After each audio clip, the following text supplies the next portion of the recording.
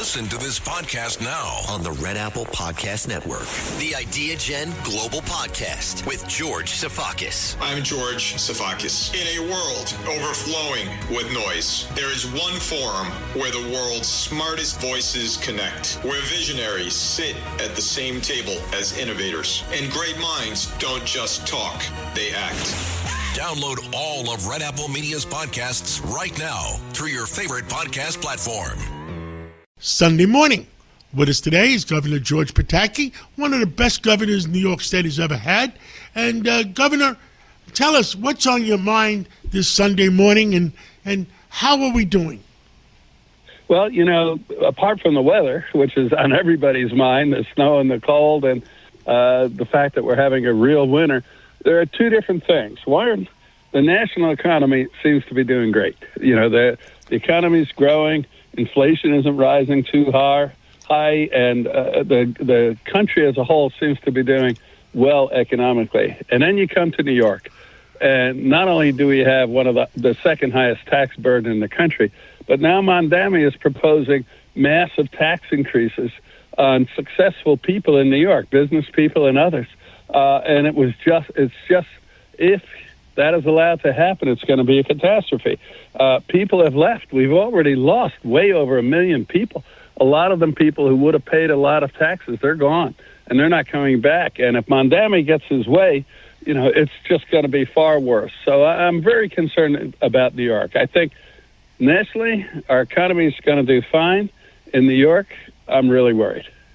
I think you're 110% correct because Mondami, Zoran, who we all wanted, listen, we want New York to succeed one way or another.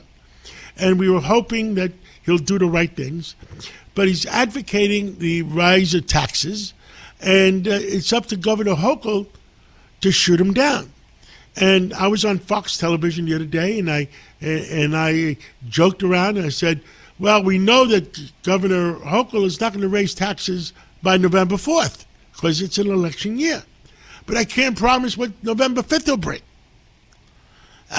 John, you hit it exactly right on the head. Listen to this podcast now on the Red Apple Podcast Network. The Leadership Thread with Dr. Peggy Polonis. I'm Dr. Peggy Polonis. Join me on each episode where I unravel the story that shaped leaders, tracing the thread that led them where they are today. Because leadership isn't born in adulthood. And thank you once again for joining us on the Leadership Thread, education, ethics, and sustainability. Download all of Red Apple Media's podcasts right now through your favorite podcast platform. This National Foster Care Month, Marine Toys for Tots is providing hope to children who need it most. Staff Sergeant James Caldwell, who grew up in foster care himself, shares that while handing out gifts at a Toys for Tots distribution event, a little girl looked up at him, reached into her bag, pulled out a stuffed animal and said, "Someone needs to make sure you get a toy too." That simple gesture embodies the heart of Marine Toys for Tots, ensuring every child, including those in foster care, experiences the kindness that can transform their future. Visit toysfortots.org today. Tax Act is here anytime you want to easily file your taxes. Tax Act is here for the early birds who like to knock them out as soon as the season opens. And for the procrastinators who like to wait until the very last minute. Tax Act is also here for the middlers who file right in the middle of tax season. No one ever talks about the middlers, but Tax Act sees you, and Tax Act respects you. Tax Act, let's get them over with. Yes. You know, that's exactly right. You know, she's going to tell him no between now and November because this is an election year. But as soon as November's over, if history with how she acts is any guide, the legislature and she are going to say, okay, you know, it's too bad, but yes, go raise taxes. And it'll be a disaster. You know, that's what happened with congestion pricing. Oh, we're going to stop 100%. congestion pricing. Yes. And then right after the election, we had congestion pricing. So it felt like 5 minutes after. It felt like 5 minutes after the election. That's exactly right. And you know, hopefully it's not going to happen. But I'll tell you, John, just the announcement that we're going to try to raise taxes on the successful people in New York City sends a message, even if they're not successful and they don't raise them, that it's sooner rather than later. And you take a look and say, you know, is there someplace I should go? other than New York. I mean, Texas has no tax. Florida has no tax. Tennessee has no tax. I think there's 11 states that have no tax. And New York City has the highest tax in the country. And I'm just gravely concerned that while the national economy, I think, will be fine, New York is struggling. And after this election, I think things could just get worse.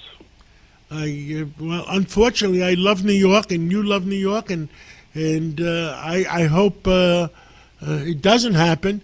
But you can't keep spending money.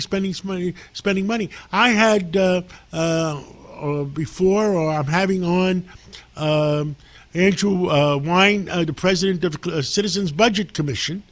And he's concerned about the budgets, and he's concerned about that we're going to overdraw the budgets and the amount of employees that New York City has. It went as high as 327,000 people, he said, and right now we're like at 306,000. And when I ran for mayor, I thought it was like 249. But, Governor, I just don't know, and I pray for New York. I do, too, because it's just nuts, John. The budget is out of control. I mean, look at this year. Wall Street has had a good year, so Albany has money. And what does Hochul do? Massive increases in spending, massive increases. And we have so-called temporary taxes that were passed in Albany 10 years ago that were supposed to be phased out. So long as Hochul and the Democrats run Albany, they're not going to be phased out. They're going to be there forever. And my fear is they're just going to get worse. And, you know, you're right. We want Mondami to succeed. We want New York to thrive. But these are exactly the wrong policies. Government that's too big, it's too expensive. And instead of trying to figure out ways to make it less expensive, they just want to take more from the people who actually work and make money. I agree with you. What else you want to tell all New Yorkers and all Americans on a Sunday morning? Well, you know, just one thing completely different is on Tuesday, my son is leading a delegation from the Pataki Leadership Center to Ukraine. You know, with all the chaos going on around the world, people tend to overlook the fact that Ukraine is still mired in this horrible war. And this winter, a lot of the Ukrainians have no heat or power. And so we're having a mission over there to work with young people, kids in Ukraine, and we're going to be working on sports programs, particularly a touch football program that's going to be in the Olympics. We're going to have coaching and clinics, and then we're going to have watch parties for the Super Bowl and some of the other things going on, and just a way to try to build morale. And I have to tell you that the State Department and President Trump have funded this program.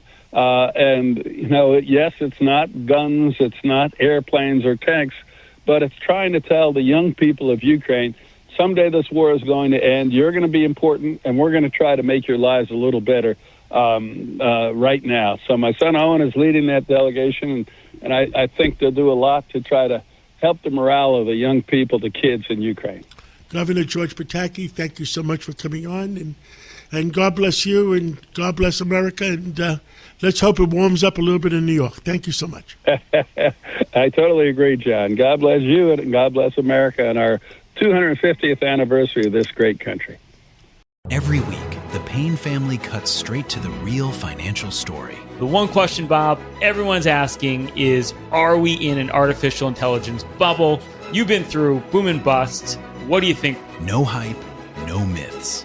Just what actually matters to your money. Does feel very similar to what we experienced in the 90s. Where are we, though? Are we in 1995, 1997, 1999? Listen to the Pain Points of Wealth on the Red Apple Podcast Network.